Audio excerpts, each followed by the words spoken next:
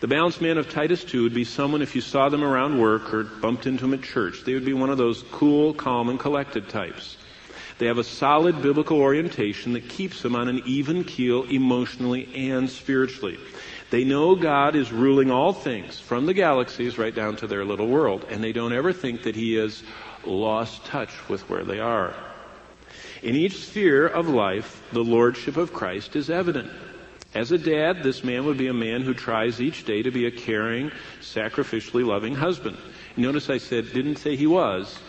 He tries every day. You see, this balanced man realizes he is not perfect. He will not always fire on every cylinder perfectly every time.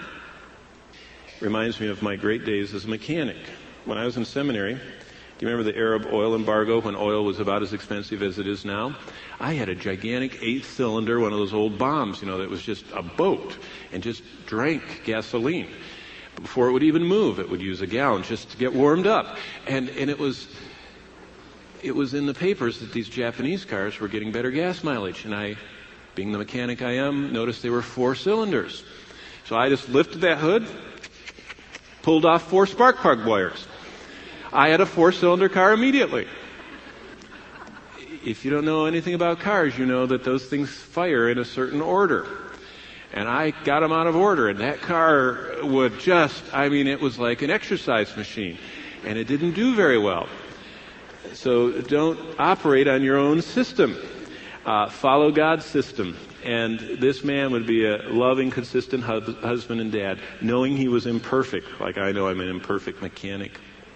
Someone was stopped out in the parking lot yesterday. I was studying, and I saw him in my office, and after I saw him working, and I thought, they'll get it done. Finally, I went out there and said, "Can I help you?" And they thought I was mechanical. And I said, I don't know anything about cars. In fact, I said, I don't even know where the water goes in my lawnmower.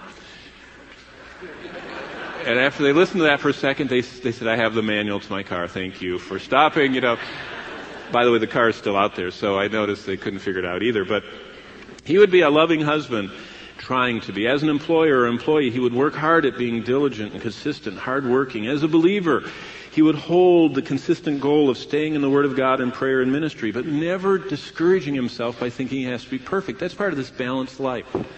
You see, early on, believers think they got to do everything, and they go through life, and they're just kind of tense, and they don't want to make any mistakes. And a balanced, mature, older saint realizes that God's grace is sufficient to grow us into what He wants us to be, and we don't have to be perfect at everything and constantly beating ourselves down or beating everybody around us down. It's a wonderful, consistent life. What others notice is this man is not given to extremes.